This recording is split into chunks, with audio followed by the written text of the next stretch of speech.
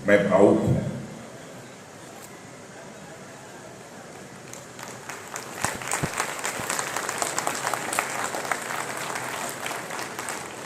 और मैं जानता हूं चुनाव के दौरान जिस तरीके से आप लोगों ने अथक परिश्रम किया, तापमान 48 डिग्री 49 डिग्री का था,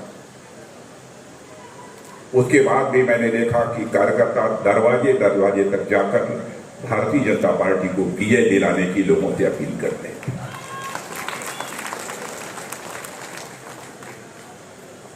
परिवार की बहुत सारी आवश्यकताओं को छोड़कर हमारी भारतीय जनता पार्टी को विजय प्राप्त होनी चाहिए, यह उनकी प्राथमिकता रही है। और पूरे चुनाव के दौरान उन्होंने अपनी बहुत ही प्रभावी भूमिका का निर्वाह किया।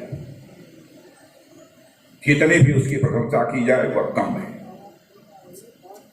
आप सब यहां बड़ी संख्या में मौजूद हैं और मैं जानता हूं कि बहुत अन्य कार्यकर्ताओं ने भी इस चुनाव के दौरान अपनी बहुत ही प्रभावी भूमिका का निर्वाह किया है। शब्द नहीं है हमारे पास किन शब्दों के माध्यम से आप सबके प्रति आभार व्यक्त करें।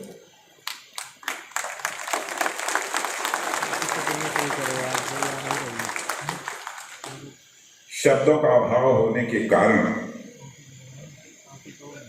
मैं शीश झुकाकर अपने सभी कार्यकर्ताओं का हार्दिक अभिनंदन करता हूं, उनका मैं स्वागत करता हूं।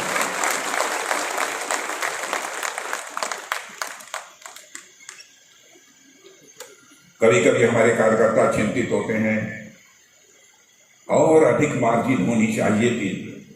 जिस मार्जिन से विजय प्राप्त करने का हम लोगों ने सोचा था, जो हम लोगों ने संकल्प लिया था, वह संकल्प हमारा पूरा नहीं होगा। आप जानते हैं लोकतांत्रिक व्यवस्था में परिस्थितियां बदलती रहती हैं, समीकरण बदलते रहते हैं, इसलिए स्वाभाविक रूप से मतों का प्रतिशत भी घटता रहता है, बढ़ता रहता है। और साथ ही साथ हर राजनीतिक पार्टी की सीटें भी घटती और बढ़ती रहती हैं। लेकिन क्या यह कम है?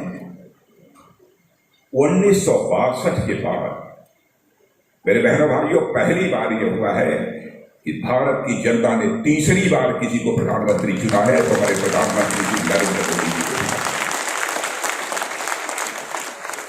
हमसे कोई पूछे कि आप इस चुनाव को किस दृष्टि से देखते हैं, तो मैं ये कहूंगा कि मैं इस चुनाव को देखता हूं तो चुनाव में मुझे लगता है कि भारत के लोकतंत्र में कितनी बड़ी सामर्थ्य है, भारतीय लोकतंत्र की कितनी बड़ी व्यापकता है, भारत के अंदर लोकतंत्र की जड़ें किस गहराई तक अपनी पैठ बनाई है।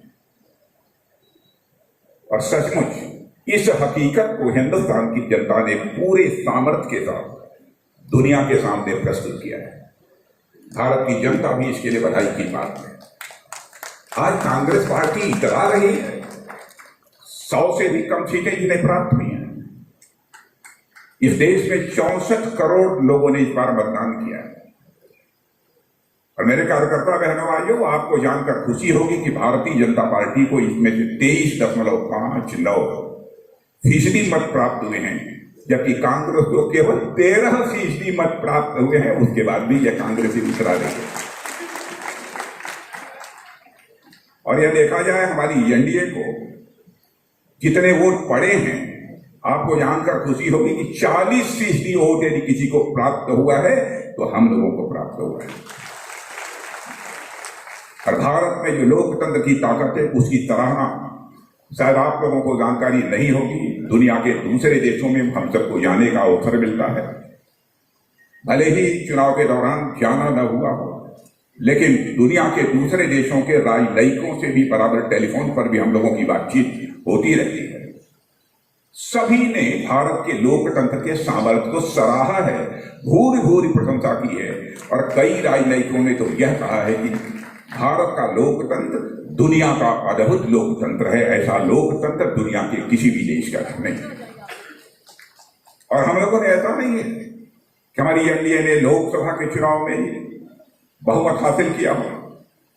बल्कि जहां जहां विधानसभा के चुनाव में अरुणाचल प्रदेश में 2/3 से अधिक सीटों पर विजय प्राप्त किया है तो भारतीय जनता पार्टी ने किया है।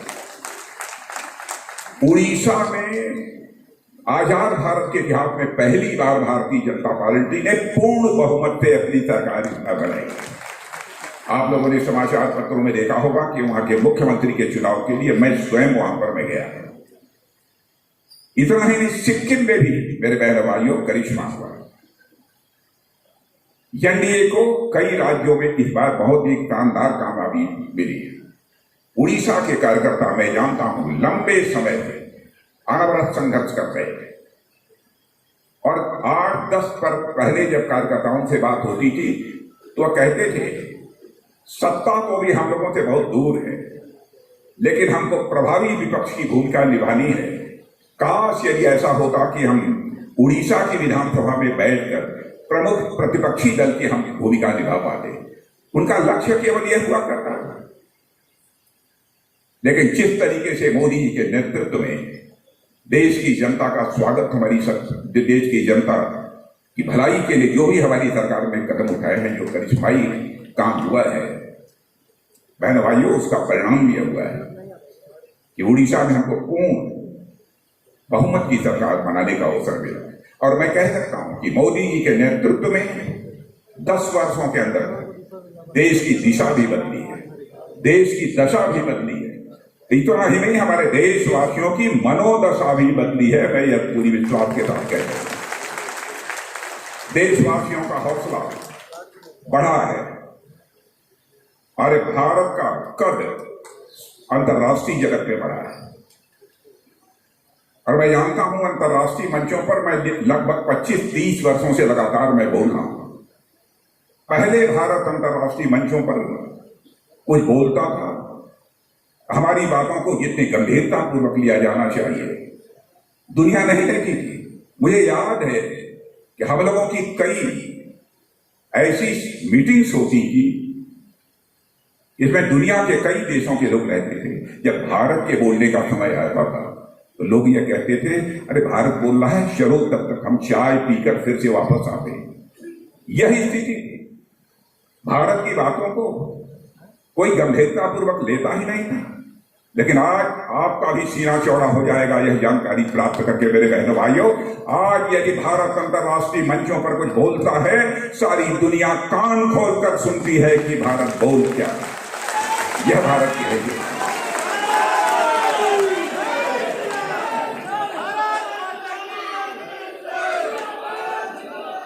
इतना ही नहीं, कहा जाता था भारत या गरीबों का देश। कांग्रेस ने लंबे समय तक इस हिंदुस्तान पे हुकूमत की है, फिर भी इकोनॉमी, अर्थव्यवस्था, बोलचाल की भाषा में धन दौलत के मामले में हमारा यह भारत दुनिया के देशों में 11वें स्थान पर खड़ा था। इतने वर्षों के बावजूद हमारे प्रधानमंत्री मोदी जी ने करिश्मा किया है। मेरे बहन भाइयों, करिश्मा शब्द का मैं जानबूझकर प्रयोग कर रहा हूं क्योंकि यह साधारण उपलब्धि नहीं है। हमारा भारत जो दुनिया के देशों में अर्थव्यवस्था के आकार, इकोनॉमी की साइज, धन दौलत के मामले में जो 11वें स्थान पर खड़ा था, 7 वर्षों के अंदर जंप लेकर दुनिया के 5 देशों में आकर खड़ा हो गया। और मैं नहीं कह रहा हूं, दुनिया की बड़ी बड़ी फाइनेंशियल फर्म्स और वित्तीय संस्थाएं अब डंके की चोट पर सीना ठोक कर कह रही हैं, भारत के प्रति अपने गौरव की अभिव्यक्ति करते हुए, भारत के प्रति सम्मान की अभिव्यक्ति करते हुए कह रही हैं कि साहब वह दिन दूर नहीं है कि 2026 समाप्त होते होते यानी 2027 आते आते भारत दुनिया की टॉप 3 कंट्रीज में आकर खड़ा होगा। एक अमेरिका होगा, चीन होगा, उसके बाद दुनिया का कोई तीसरा देश अर्थव्यवस्था के आकार के मामले में होगा तो हमारा और आपका देश यह भारत होगा। यह कोई सामान्य उपलब्धि है। ज्ञान और विज्ञान के मामले में भी यह माना जाता है। भारत ज्ञान और विज्ञान के मामले में भी अमेरिका और दूसरे देशों से काफी यह पिछड़ा हुआ है। हमारे यहाँ के छात्र यह कहते थे अच्छी पढ़ाई करनी है, हायर स्टडीज के लिए यदि कहीं पर जाना है तो दुनिया के दूसरे देशों में हमको जाना चाहिए। मेरे बहनों भाइयों, हमारे देश के वैज्ञानिकों ने करिश्मा किया। Mission Chandrayaan, mission सूर्ययान, mission Mangalyaan, सूर्य पर पहुंचने की कोशिश हमारे वैज्ञानिक कर रहे हैं। अब 15 लाख किलोमीटर की यात्रा उन्होंने पूरी कर ली। मंगलयान पर पहुंचने को उन्होंने कामयाबी हासिल की है। हमारा चंद्रयान, मुझे याद है कि चंद्रयान 2 जब पहली बार छोड़ा गया तो जो कामयाबी उसमें मिलनी चाहिए वो कामयाबी उसमें नहीं मिल पाई थी। अपने लक्ष्य तक वह नहीं पहुंच पाया था।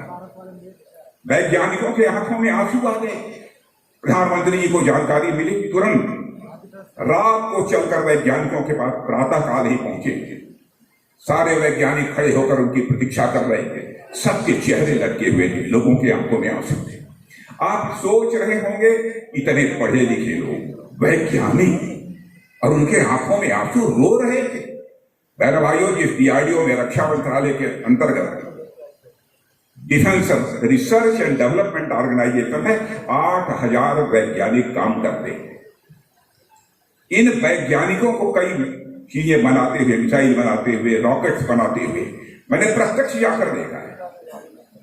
उसकी टेस्टिंग का जब समय होता था उसको भी जाकर मैंने देखा है। और एक स्थान पर मैं उड़ीसा में गया हुआ था, उस स्थान का नाम नहीं बताऊंगा।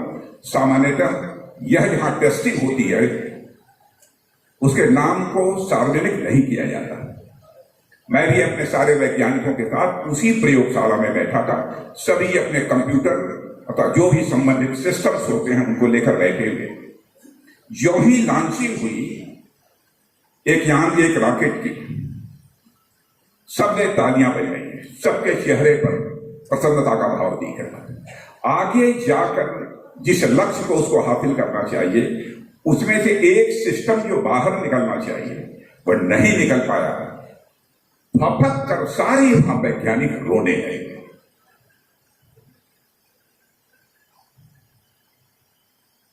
क्या देशवासी ये कल्पना कर सकते हैं कि हमारे देश के वैज्ञानिकों को भारत को लेकर कितनी चिंता रहती है, भारत की प्रगति को लेकर उनके अंदर कितनी संवेदना रहती है। मुझे तुरंत वहां से वापस लौटना था, लेकिन 2 घंटे रुककर मैंने उन्हें शांति दिलाई, ढांढस बताया, उसके चेयरमैन को मैंने तारीफ की है, 20-25 मिनट का भाषण किया, तब जाकर वह शांत हुए थे। लेकिन चेहरे पर प्रसन्नता नहीं है। और हमारे प्रधानमंत्री जब पहुंचे, मेरे वैज्ञानिकों चिंता मत करो, मिशन चंद्रयान 2 तुम्हारा सफल हो गया, चंद्रयान 3 की तैयारी करो, अभी से शुभकामनाएं देता हूं, तुम्हें कामयाबी मिलकर रहेगी। और आपने देखा कि चंद्रयान 3 जब लॉन्च हुआ, मेरे बहनों भाई, चंद्रयान 3 जब लॉन्च हुआ, हमारे देश के वैज्ञानिकों का यह करिश्मा था कि चंद्रमा के साउथ पोल्स, चंद्रमा के दक्षिणी ध्रुव पर अपना लैंडर उतारने में किसी देश ने कामयाबी हासिल की है तो भारत है, हमारा और आपका देश ये भारत। इतनी शानदार कामयाबी हम लोगों को हासिल, भारत का मस्तक सारी दुनिया में अक्षर हो। अमेरिका भी जिस कामयाबी को हासिल नहीं कर पाया, चीन भी जिस कामयाबी को हासिल नहीं कर पाया, रूस भी जिस कामयाबी को हासिल नहीं कर पाया, उस कामयाबी को हासिल किया है भारत ने किया है। पिछले 10 वर्षों में मेरे बहन भाइयों एक से एक बढ़कर काम हुए। और मैं कहना चाहता हूं आप लोगों से, यह तो ट्रेलर है। बहन भाइयों, पिक्चर देखनी होगी, अगले 5 सालों में आप पिक्चर देखना।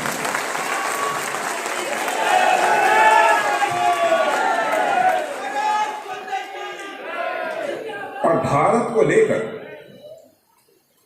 मैं जानता हूं आप में सभी को जानकारी रही, भारत को लेकर सारी दुनिया में एक पॉजिटिव सेंटिमेंट है, एक सकारात्मक भाव भारत के बारे में बना हुआ है।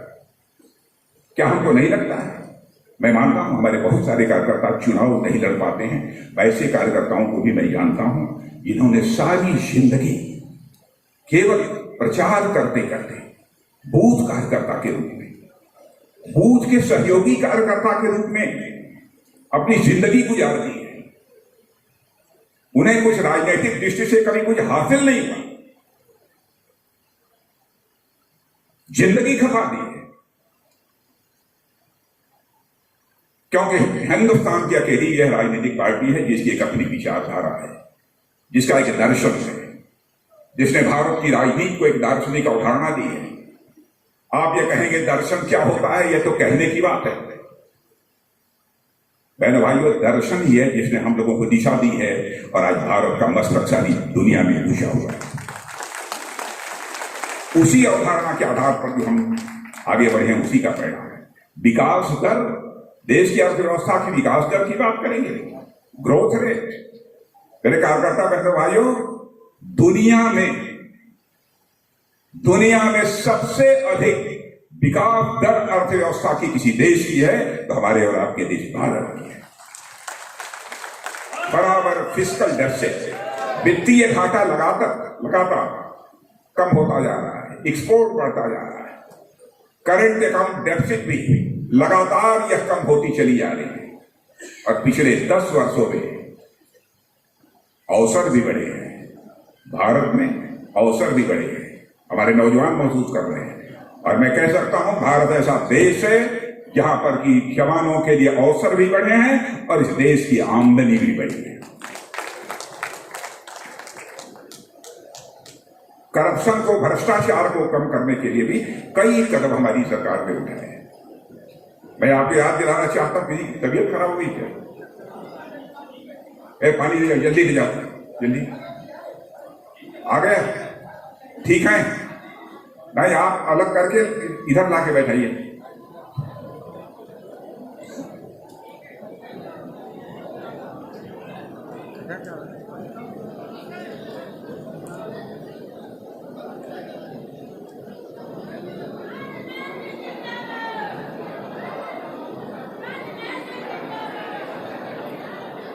आप निकाल लीजिए, आगे बैठाइए ना।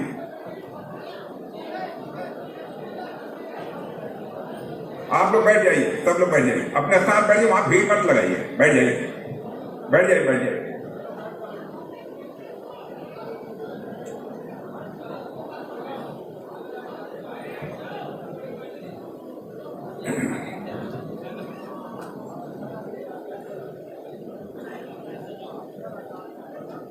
क्या नाम है कार्यकर्ता का? जिसको क्या नाम है? हाँ, अच्छा, आस्था तिवारी, अनीता तिवारी, ठीक। हाँ, अनीता को अलग से कुर्सी दीजिए, हाँ बैठाइए, ठीक।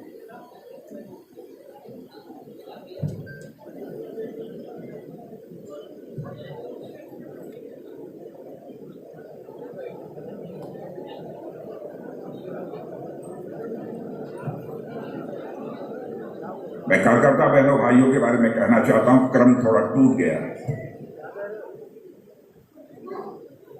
कि हम लोग आज से नहीं, लंबे समय से कहते चले आ रहे हैं कि हम राजनीति करते हैं, केवल सरकार बनाने के लिए राजनीति नहीं करते हैं, हम राजनीति करते हैं तो देश बनाने के लिए राजनीति करते हैं।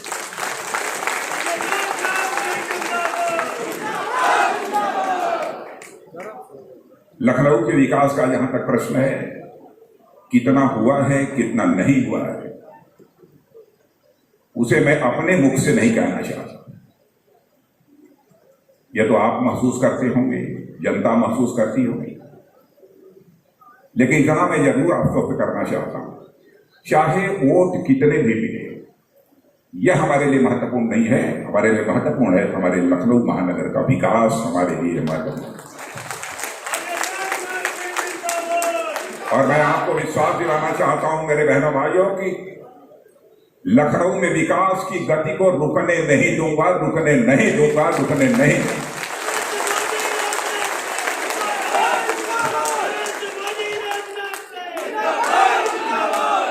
और हमारा तो यह प्रयत्न होगा, 5 साल शायद कम पड़ जाए, लेकिन 5 साल के अंदर हमारी यह कोशिश होगी कि हमारा भारत, हमारा ये लखनऊ भारत के 3 बड़े शहरों की कतार में आकर पड़े।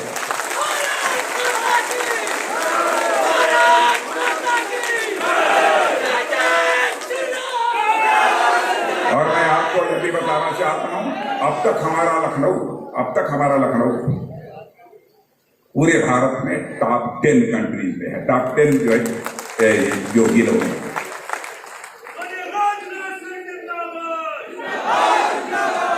और मैं जानता हूं केवल यह मैं नहीं करता, हमारे जितने जनप्रतिनिधि हैं सबका हमको सहयोग प्राप्त हो, हमारे सभी कार्यकर्ताओं का सहयोग प्राप्त हो, इसलिए इस काम को मैं कर पाता हूं। यदि हमारे प्रधानमंत्री ने 2047 तक भारत को एक विकसित भारत बनाने का संकल्प लिया है, तो हमने भी संकल्प लिया है 5 से लेकर 10 वर्षों के अंदर हम सांसद रहें अथवा न कर रहें, एक लखनऊ को विकसित लखनऊ, एक बहुत ही विकसित लखनऊ बनाने के लिए मैं काम करता हूं। सांसद नहीं भी रहूंगा तो कम से कम कुछ समय तक इतना प्रभाव जरूर रहेगा कि चाहे कोई प्रधानमंत्री मंत्री बने, एक बार यदि मैं बोल दूंगा, कम से कम अभी 10 साल 5 साल मेरी बात जरूर सुनेगा। इधर ही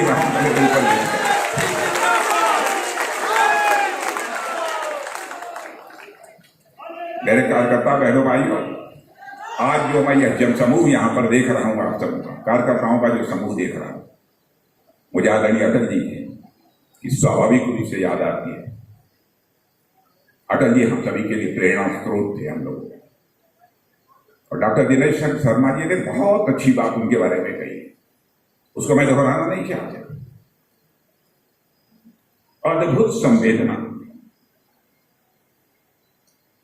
वाणी पर सरस्वती विराजती,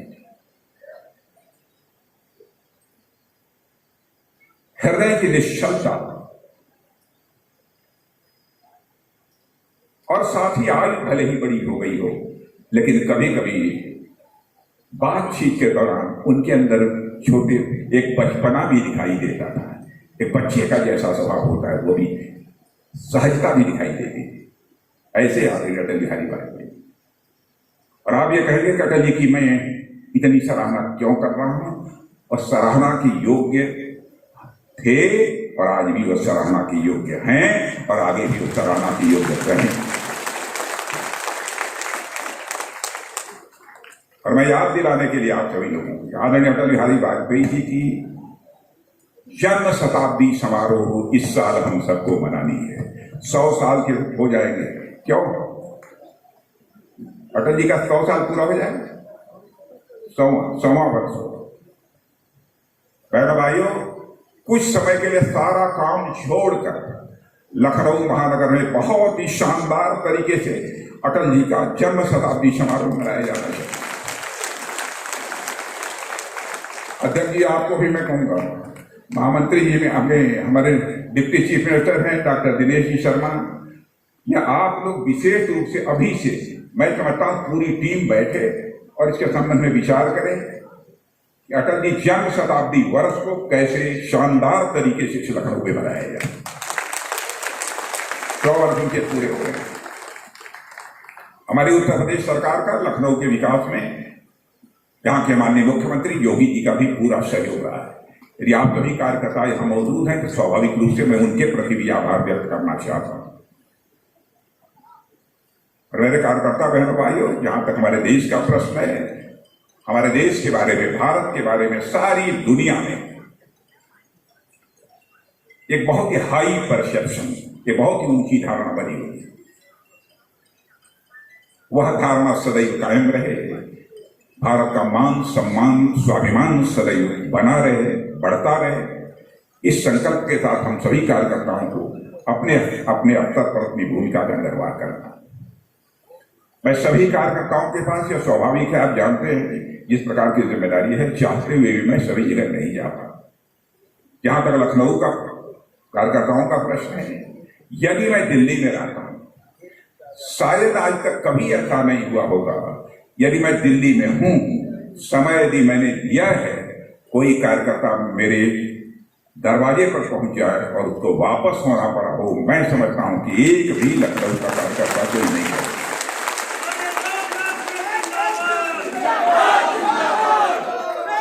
हमारे मंत्रिमंडल के बहुत सारे सहयोगी ये कहते हैं, ये बताइए आप जाते हैं लखनऊ में, लोगों से मिलते हैं और यहां भी आता, आपके स्टेशन का व्यक्ति हर समय उनके लिए, लखनऊ वासियों के लिए, अपने संसदीय क्षेत्र के लिए दरवाजा खोल के रखता है, आप और काम कैसे करेंगे? मेरे भाइयों, चाहे जिम्मेदारी कितनी भी बड़ी हो जाए, अपने जिस्म का पसीना बहाने वाला कार्यकर्ता यदि लखनऊ पहुंचेगा तो मेरे आवाज पर उसका अभिनंदन होगा। दुनिया की कोई भी ताकत इस काम को करने से मुझे रोक नहीं सकती।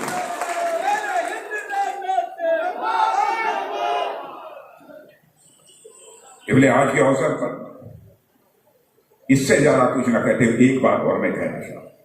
लोग कहते हैं कि लखनऊ में फला ने वोट दिया, फला ने वोट नहीं दिया। बहनों भाइयों, चर्चा आप बंद कर दी। मैं बार बार कहता रहा हूं, हम राजनीति केवल सरकार बनाने के लिए नहीं करते हैं, हम राजनीति करते हैं तो देश बनाने के लिए राजनीति करते हैं।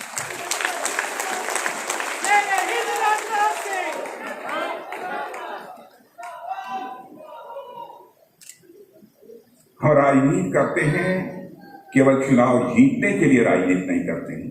हम राजनीति करते हैं तो समाज बनाने के लिए राजनीति। अपने राजनीतिक जीवन में परमात्मा की मेरे ऊपर कृपा रही है, कभी भी जाति, पंथ और मजहब के आधार पर मैंने कोई भेदभाव न किया है। और कामयाबी मिले अथवा न मिले, मैं कभी भी भेदभाव करूंगा नहीं।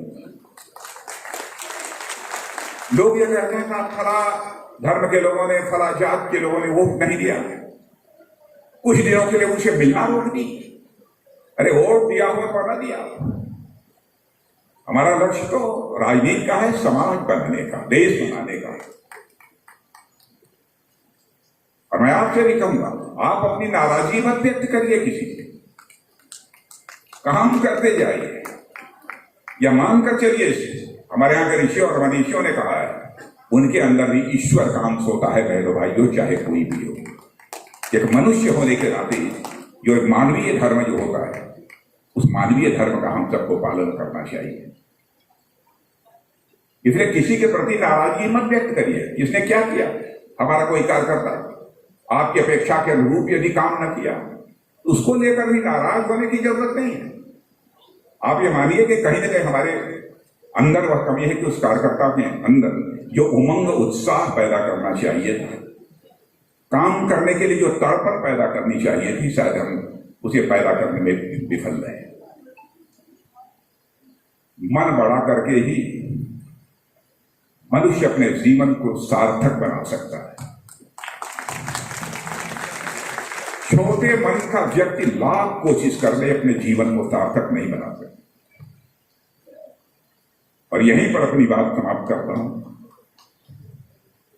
आदरणीय अटल बिहारी वाजपेयी जी कहा करते थे, छोटे मन से कोई बड़ा नहीं हो सकता, टूटे मन से कोई खड़ा नहीं हो सकता।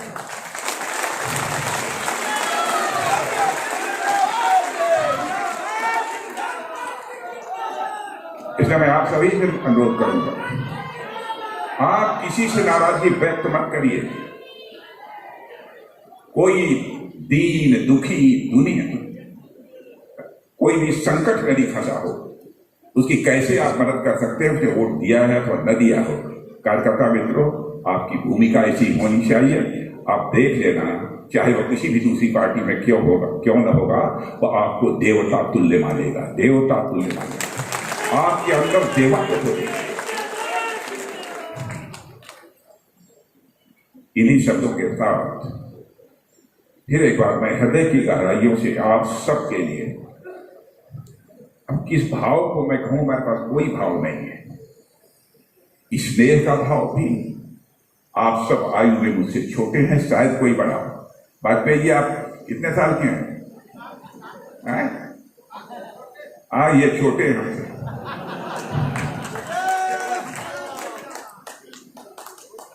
मैं छोटा हूं, लेकिन जिस समर्पण भाव से आपने काम किया है, मैं हृदय की गहराइयों से आप सबके प्रति आदर की भाव की अभिव्यक्ति करता हूं।